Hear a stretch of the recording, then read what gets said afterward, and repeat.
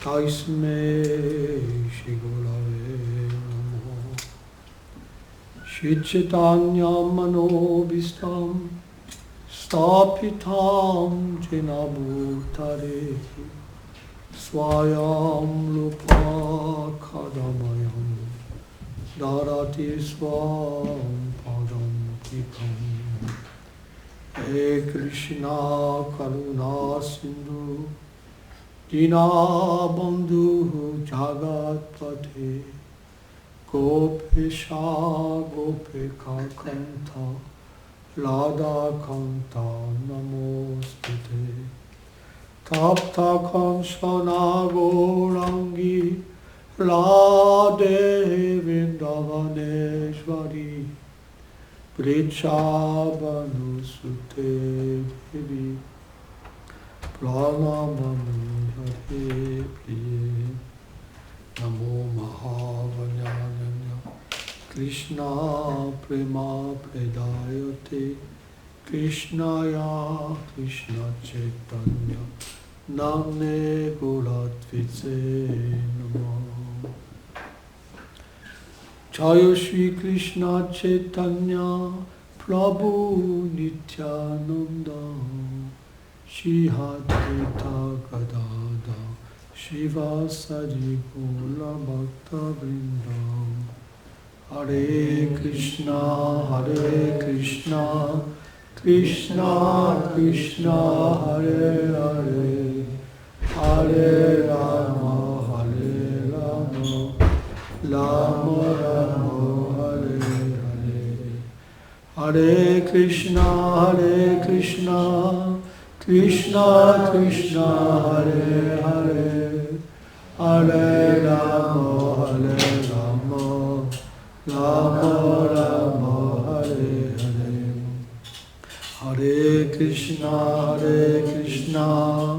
Krishna Krishna Hare Hare Hare Rama Rama Rama Hare Hare. Vrindaye Tulasi Devaye Priyaye Keshava Sacha Krishna Bhakti Prati Devi Satyavate Namo Namaha. Anchakalpa tarobhyacha Kripa Sindhubhya evacha Patitanam Pavanebhyo Vaishnavebhyo Namo Namaha. Namo Vishnu Padaya Krishna Prestaya Bhutale Shrimate Bhakti Vedanta Swaminiti Namine. Namaste Sarasvate Deve Gauravani Pracharine Nilve Shesha Sunyavadi Prachacha Deshatarine.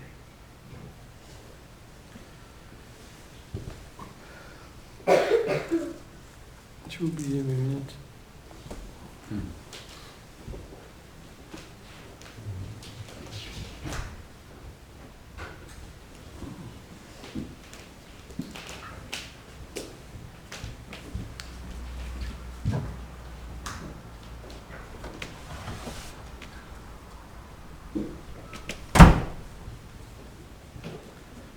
Om Namo Bhagavate Vasudevaya. Om Namo Bhagavate Vasudevaya. Om Namo Bhagavate Vasudevaya. Om Namo Bhagavate Vasudevaya. Om Namo Bhagavate Vasudevaya. Om Namo Bhagavate Vasudevaya. Tiens, je sais pas quel verset ça, mais tu peux lire. Ok. Page 326.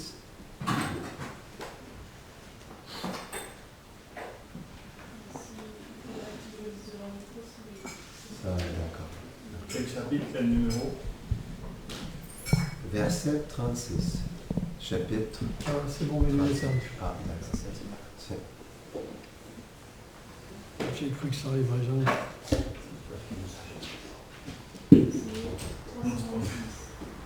Ouais.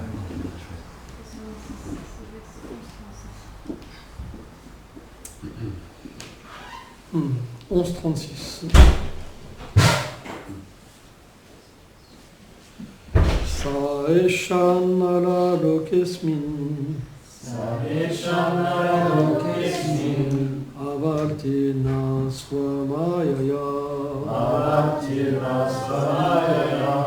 emestiratna kustasto bhagavam prakrito yata. Suivant. Saeshana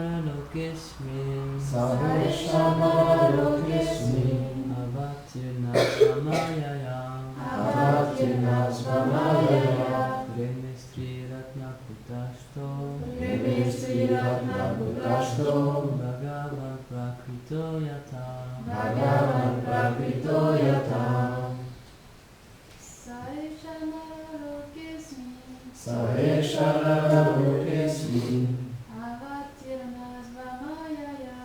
avatirna svamayaya Remestri ratna kutashto Bhagavan prakrito yata. Ok. Traduction. Étant apparu sur la terre à travers sa puissance interne, le Seigneur se réjouissait avec des femmes dignes de devenir ses épouses, comme s'il était engagé dans des affaires ordinaires. Commentaire. C'est par sa Yogamaya, son énergie interne, que le Seigneur est apparu en ce monde et qu'il s'est manifesté en de nombreuses formes afin de résider avec chacune de ses reines. S'il vient en ce monde, c'est pour rendre visibles ses divertissements en compagnie de ses associés éternels comme les reines de Dwarka. Ceci afin d'attirer à lui les âmes conditionnées et de les ramener dans sa demeure éternelle. On ne doit pas mettre les échanges d'amour entre Krishna et ses reines sur une plateforme matérielle. Ils sont purement spirituels. Selon Srila Vishvacharya Thakur, les causes, le désir et les activités liées à la jouissance du Seigneur sont au-delà des influences de l'énergie matérielle. Le Seigneur n'a aucun désir à combler, parce que tout existe en lui, parce qu'il n'a pas besoin d'agir pour acquérir quelque chose et qu'il n'est pas sujet à la loi des causes. Il est au-delà de la matière. Il répond simplement à l'amour de ses dévots et il accepte différentes relations d'amour que les unissent éternellement, comme le fait de devenir leur fils, leur ami, leur mari, leur amant, leur père, etc.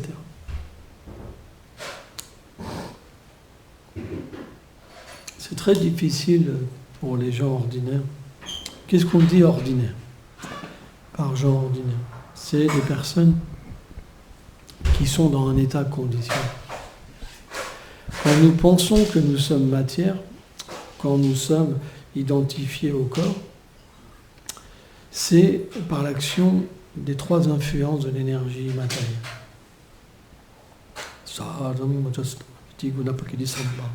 Dès que l'âme touche le monde matériel, elle devient conditionnée par la matière. Or, ce conditionnement, il nous empêche de comprendre la transcendance, la spiritualité. On ne peut pas comprendre qu'on est l'âme. La preuve, c'est qu'on est engagé dans des activités qui n'ont rien à voir avec notre éternité. On aime faire ça, alors que dans notre corps transcendantal, dans notre situation éternelle, on ne fait jamais une chose comme ça. Et donc, toute cette association avec l'énergie matérielle va nous faire développer une fausse conception. Et cette fausse conception, c'est ce qui nous hante, c'est ce qui nous empêche de comprendre le Seigneur suprême. Or, dans cette fausse conception, on essaye de remplacer le Seigneur et de devenir le jouisseur suprême. En fait, le Seigneur suprême, il est celui dont tout émane, tout existe par lui et pour lui. Bhakti-Raj Chakra-Shedev Goswami Maharaj explique. C'est la définition de l'absolu. Tout existe par lui et pour lui. Rien ne peut pas exister pour lui, ce n'est pas possible, puisqu'il est l'origine de tout et qu'il manifeste tout pour lui. En fait, tout est Dieu, directement et indirectement, à travers ses énergies. Il n'y a rien qui existe à part Dieu. Donc, la position d'une âme conditionnée, c'est quelqu'un qui pense, Dieu n'existe pas, je n'ai pas de relation avec le Seigneur suprême.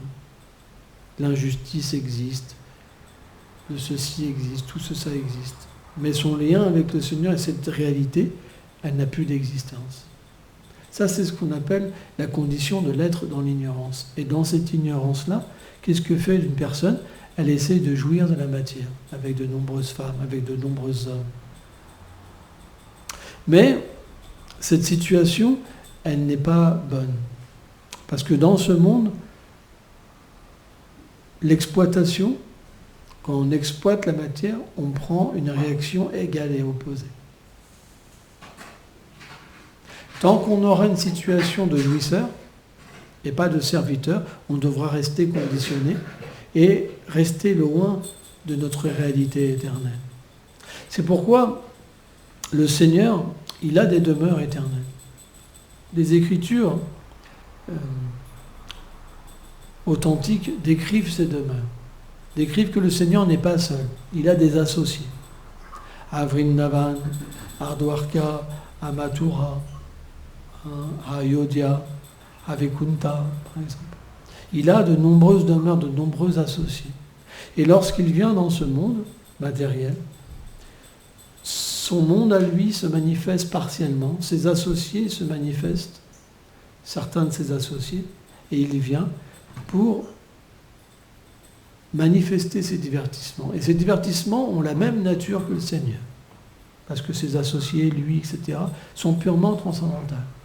Donc, quand on rentre en contact avec ces divertissements, on peut purifier toutes les mauvaises conceptions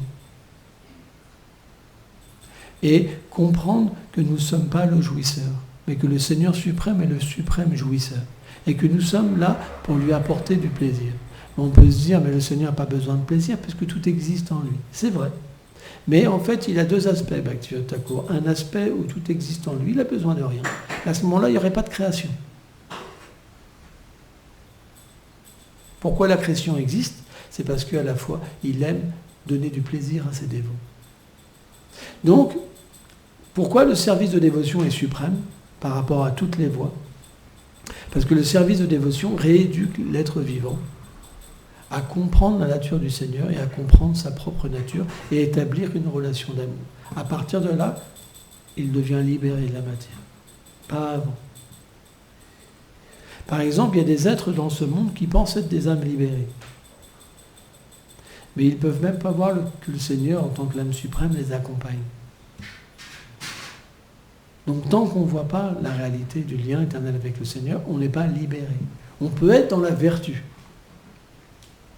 et goûter un bonheur matériel. Et même comprendre qu'on est différent du corps. Mais sans la relation avec le Seigneur suprême, on ne peut pas comprendre notre état originel, notre nature éternelle. C'est pour ça que le Seigneur descend en ce monde. Et quand il descend, parfois il manifeste des divertissements intimes, parfois il se cache. On voit, par exemple, Chaitanya Bhagavat explique comment Chaitanya Mahaprabhu, au début, il ne manifeste pas sa danse merveilleuse, ses extases en public. En fait, il se réunissait avec quelques associés confidentiels, comme Gadadhar, comme Advaita, chez Srivas Thakur, et il accomplissait la danse.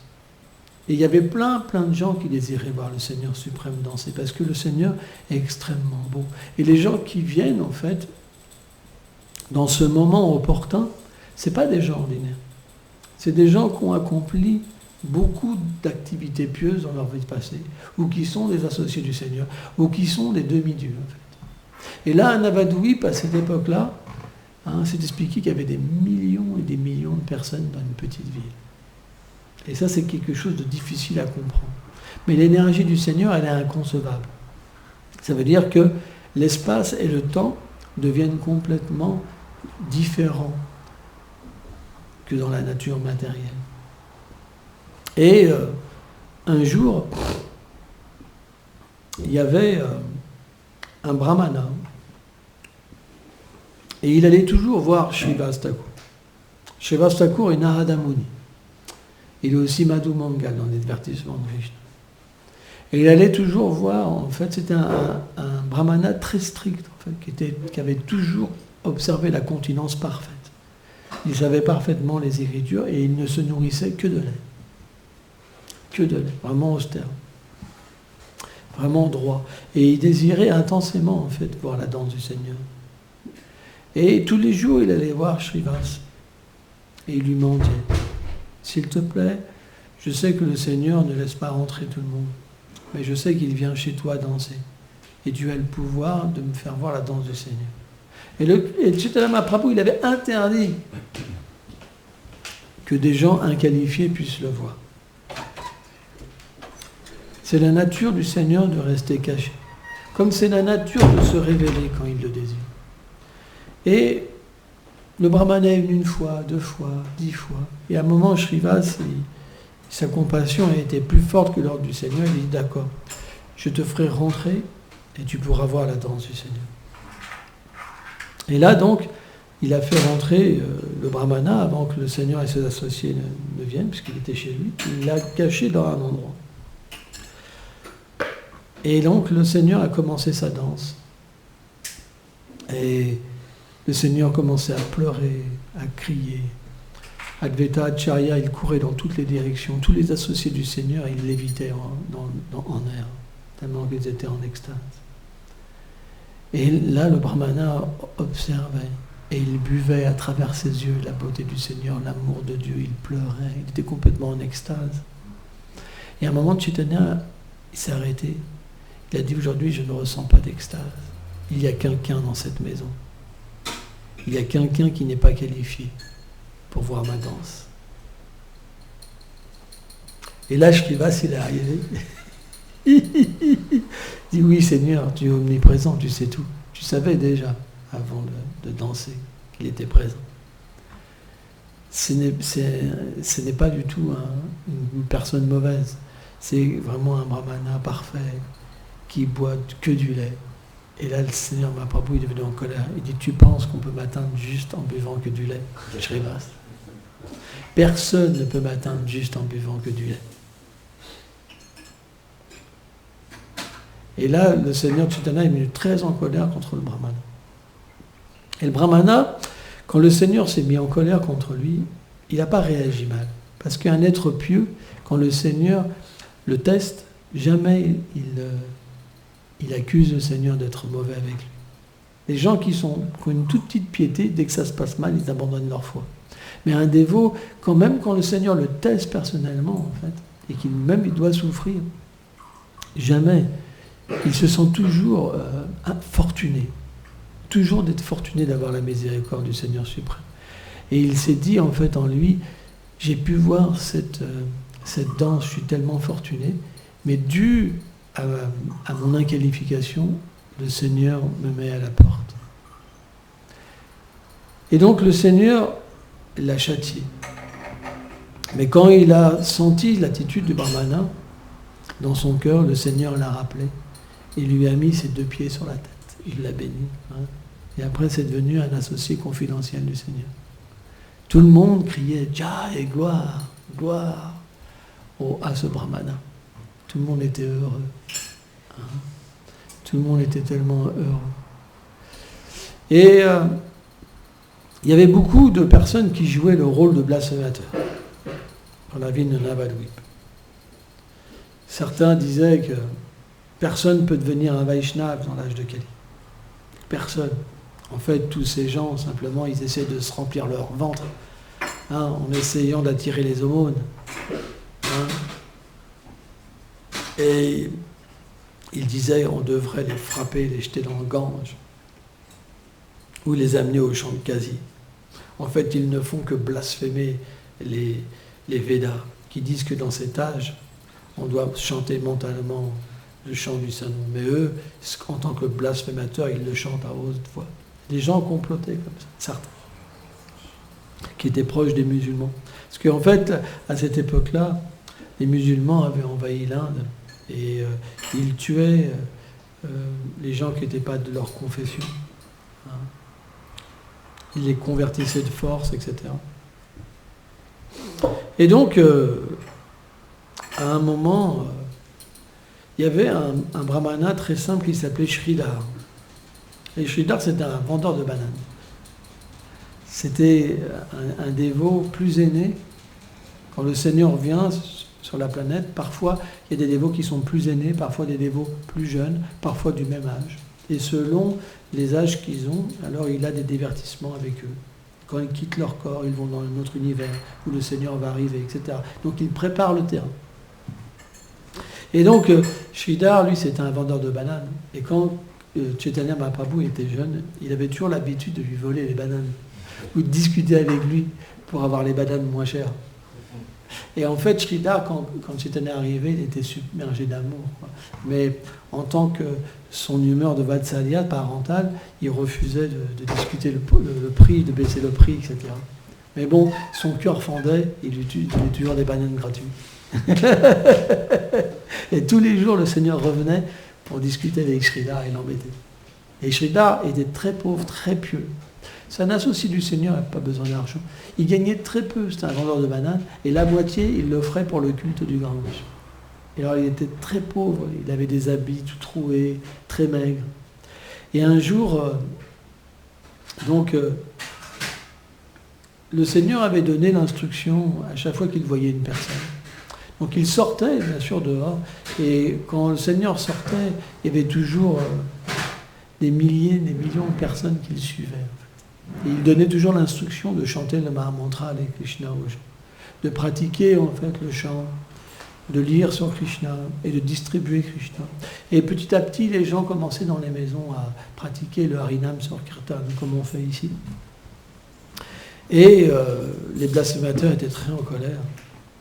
Et un jour, Sridhar, il passait proche d'une maison et il a commencé à entendre le Kirtan. Et là, il est devenu fou d'amour. Il a commencé à chanter dans la rue.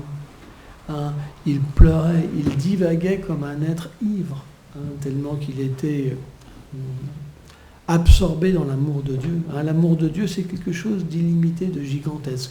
Quand ça vient nous souffrir, nous toucher même une goutte, on devient complètement intoxiqué. Et Sridhar a commencé à chanter, à danser. Et les gens ont été pris d'extase. Quand un pur dévot de ce calibre-là chante, alors les gens commençaient à venir de partout pour danser et chanter avec lui. C'est la première manifestation en fait du Sankirtan mondial, avant même Mahaprabhu. Hein, c'est pas la grâce de Sridhar. Et là, les gens ont commencé à intensifier leur kirtan partout. Le chant de Kasi a vraiment été dur. Quand il a entendu que les noms hindous commençaient à résonner, et pas les noms de Allah, il a envoyé des milliers de personnes, des milices en fait, frapper les gens, casser des instruments. Et même, des menaces de mort, vraiment. Donc les gens avaient peur de chanter. Au point qu'ils ont été voir le Seigneur Chaitanya Mahaprabhu pour lui dire que, par cette peur, ils désiraient quitter Navadvip. Parce que c'était impossible pour eux de chanter tranquillement. Parce qu'ils étaient vraiment en danger. Hein. Vous savez, les musulmans, ils ont tué beaucoup de gens. Hein. Ils torturaient les gens, ils les écorchaient, ils les ouvraient en deux. C'est comme les chrétiens. Hein. Ça a été vraiment dur. Hein. Ils avaient des instruments de torture pareils, etc. Partout où ils allaient, ça a été vraiment dur. Hein. Et donc, les gens avaient vraiment peur. Hein. Quand tu as affaire à des gens comme ça, tu sais que tu vas te faire tuer. Hein. C'est comme ça. Hein.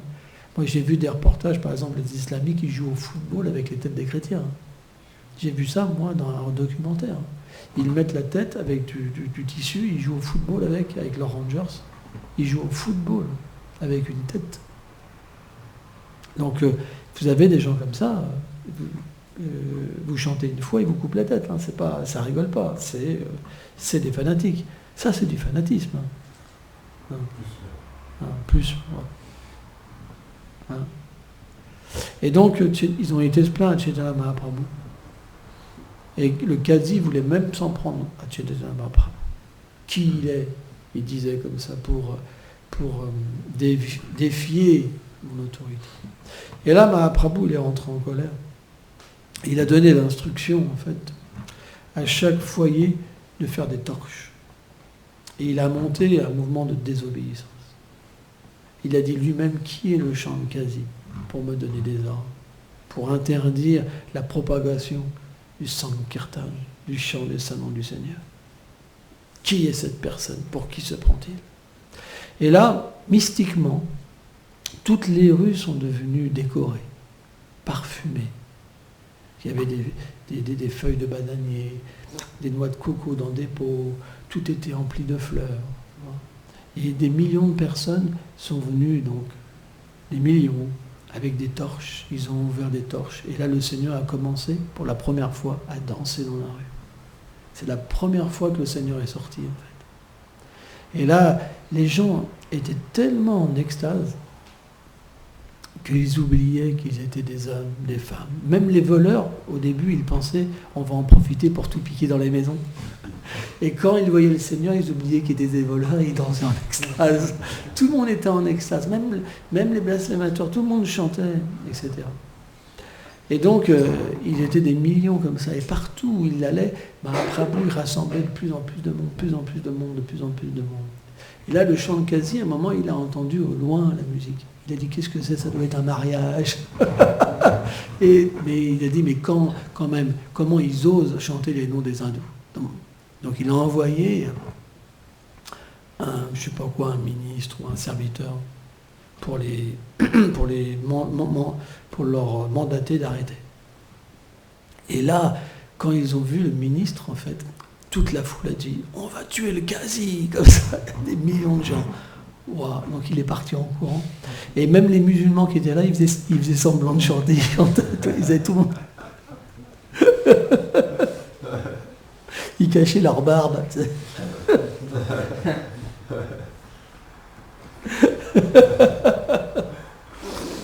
Et là, quand ils sont arrivés, en fait, autour de la maison du Qazi, en fait, alors, il y a deux histoires. Il y a une histoire que le Qazi s'est enfui, et il y a une histoire où le Qazi ne s'est pas enfui. Je vais raconter celle où le Qazi s'est enfui. Hein, et ben, ils ont tout cassé, tout brûlé. Et à partir de là, le Qazi, il a arrêté de les embêter. Il y a une autre histoire, dans Chaitanya, où le Qazi, il a fait un rêve où le Seigneur est apparu sous sa forme de Nishingadev. On voit Nishingadev. Et le Seigneur a bondi sur son torse, il a rentré presque ses griffes dans son torse. Il a dit, si tu oses, parce qu'en fait, le Qazi, à travers ses associés, il avait cassé le Brinangam dans la maison de Srivas. Si tu oses arrêter mon mouvement de Sankirtan, je te tutoie, et tous les Yavanas, tous les musulmans. Et là, le Qazi s'est réveillé terrifié.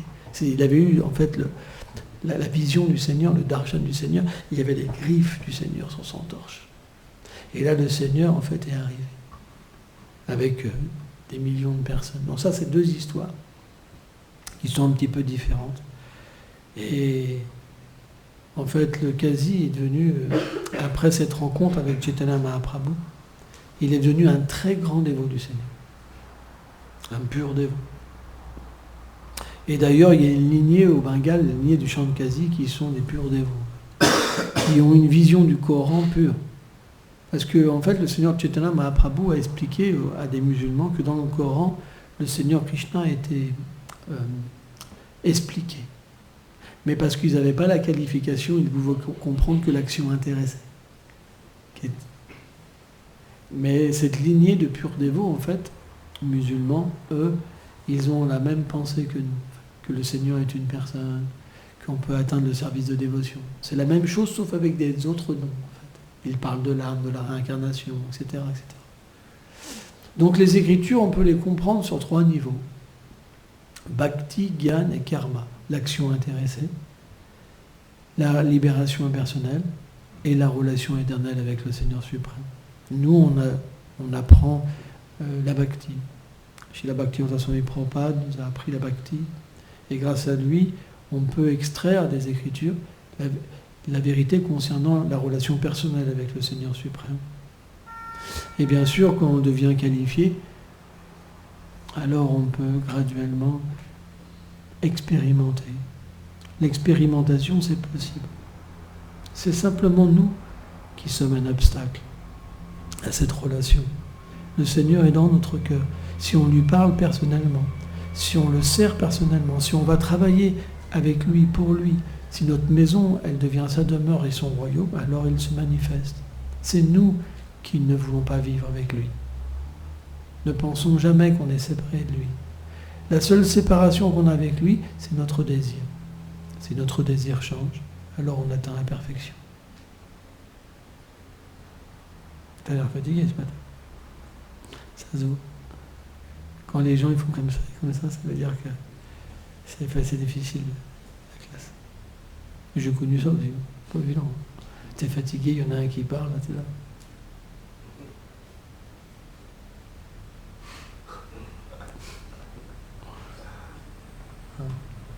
C'est une façon d'exprimer notre appréciation. C'est déjà bien. Volpe Monday.